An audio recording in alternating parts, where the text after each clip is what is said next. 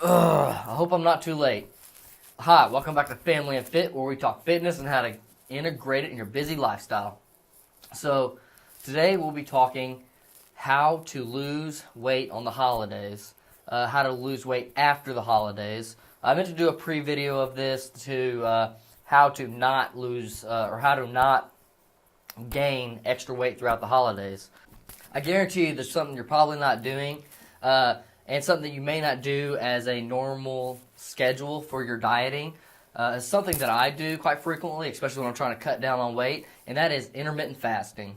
I would highly suggest doing intermittent fasting if you were trying to lose weight, or if you were in the pregame. Say, for instance, if you were the day of Christmas or Christmas Eve when you have a big dinner later on in the day, to intermittent fast. If you're not sure what intermittent fasting is, I have a video. I'll probably link it up in the end of this video here. I'll put like something up at the top, something you can just click on, so that way you can kind of look into intermittent fasting and what it is. But essentially, it's where you will go without eating for a long period of time after you've eaten. So, say for instance, going 16 hours without eating. So if you ate at 10 o'clock last night, it'd be like 2 o'clock in the afternoon. I don't know, it's just rough numbers. That you would eat again.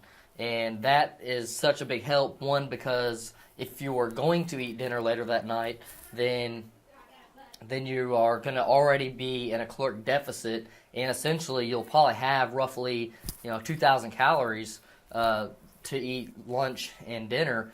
If you go really light on lunch, then you can go really heavy on dinner. I mean, you could literally go to the point of almost to the point where you're going to puke, and you'll literally just be approaching that threshold of your maintenance calories for the day, which are the calories to keep you at the same weight. And to me, that's just such a major benefit, to be able to literally cram your face and not really go too high above your calorie intake. And if you do, it's manageable and enough to compensate the next day. So the same thing kind of goes with the after game, because that's what this video is really targeting, is the after game. And the reason why we're targeting the after game is because I'm too late for the pregame. But so for the after game, the major benefit that you get with intermittent fasting the next day is that you've eaten so much food, and there's probably food just sitting in your stomach, not really doing anything at all. And because of that, your body is sitting here trying to digest, and it's constantly pumping them nutrients in there. And whenever it pumps you full of nutrients, it pumps you full of all the calories you need. The next thing it does is go to fat storage. And the next day, if you are doing an intermittent fast, instead of putting more food on top of that food that your body's already trying to digest, you're actually going to allow your body to have a period of time where it can really eat into that food. And it can also deplete stuff like your blood glycogen and other levels that your body gets. So your body has like chemical levels that it will reach before it starts to store fat. And if you could go ahead and deplete those down as your body's still processing the food from the day before, then you're less likely to be storing fat. You utilize more of that food as energy, especially with the super slow digesting food that may not be completely digested yet. All right, for the second tip, it will be to, when you're consuming your main meal of the day, like really focus on eating the high protein food, eating a lot of ham, eating a lot of chicken and whatnot. I know this doesn't fall through with people who are like vegan and whatnot, and people who don't eat meat, but for people who eat your average like American style meals, this is what I would do. I would eat a lot of meat, because if you can essentially eat till you're gonna get sick with meat, and it's the other stuff like green bean casserole and the pie afterwards and the cheesecakes and all that stuff that's really gonna be will put you into a calorie surplus and causes you to actually gain the weight, because you're looking at a piece of like cheesecake, like not even that big, like that big, okay? Little piece of cheesecake that big, and it's probably at least 500 calories, whereas you can eat a chicken breast that big, and it's probably like 250 calories maybe, 200 calories. It kind of depends on leanness of the meat you're getting. But it's just completely different because the volume is almost double the volume and at half the calories. So you could eat 4 times that amount of volume and still be at the same calories, which you're probably not going to be able to do because after you eat that much, you're going to feel sick and not want to eat anymore. So that's part of the reason why you overeat with stuff like overeat with stuff like meat. There are other things that that would be good to overeat on. Like if you had like mashed potatoes and they had like no butters or stuff like that are really high in calories. It's pretty much just straight mashed potatoes with seasonings. That'd be pretty good because carbs are a fairly good source of volume for.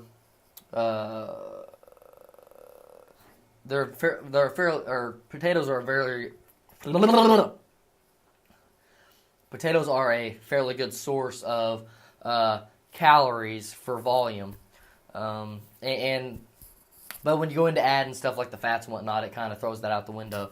So it's really stuff that is going to be like carbs and proteins. Proteins just seem to be easier because they seem to be even more voluminous. Your vegetables, 100%.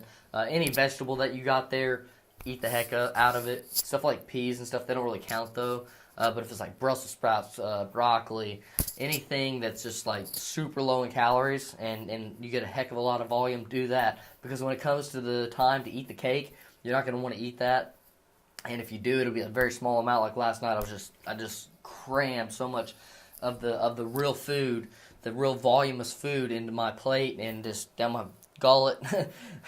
That I just, when it came to cake time, like everybody's eating cake, and I'm like, oh, I don't, so I'll eat, a little chunk. So yeah, I probably consume maybe 250, probably 500 calories on dessert stuff. But when doing intermittent fasting and consuming a lot of voluminous foods throughout your meal, 500 calories hardly isn't anything because you have a bare minimum of like 1,500 calories. It depends on your body weight and what your caloric intake is, but just for a little average 2,000 calorie diet thing, the 500 calories from the dessert is not going to make or break you. It's probably going to end up putting you in a surplus. So you just got to be careful with that. That's the main thing that's going to get people. Another tip that I got is going to be send the desserts home. Send the desserts home with everybody else. If you hosted dinner just send all the cheesecakes, the cakes, the pies. Just send them everywhere you can. I was trying to get so many people to take pies because we hosted our Christmas here this year, and just so many. There were so many pies. Like we literally probably had like 15 pies for like 15 people. It was really funny. It's like almost every single person brought a pie. So we're trying to send these pies out and send all these dessert foods out. And just have a little small variety to kind of like stretch out over maybe the next few weeks of, just little snack foods, little dessert foods. But just trying to get most of it out of the house. And also, if you're going to somebody's house, try not to take hardly anything home. Maybe just a little bit of variety. I'm not going to say don't eat any of it, because you got to enjoy yourself. You got to enjoy the holidays. But it's just be moderate with what you're eating, Don't sit and consume 250-calorie piece of pie, 500-calorie piece of pie every day for the next 5 days, unless you just plan on hardly eating anything else, because that's going to take such a chunk of your calories out of your day that it's probably going to break you. Another thing is I'm currently in a bulk, so I'm able to consume a little bit more calories. I'm more tolerable to consuming more calories. I do a lean bulk, so I can't just eat whatever I want. The way I go about it is if I do overeat what I want, like something like a Christmas, and I just know that I'm consumed way too many calories, so you can feel it. I can feel it the next day, especially when you get into fitness and you get further into it. You can feel like massive food days versus the next day. Like you feel like kind of like drained and tired, and like sometimes when I eat food, I just literally want to fall asleep. A lot of people are like that, but it's literally almost as if I've taken a drug. Currently, I'm not fasting because I'm bulking.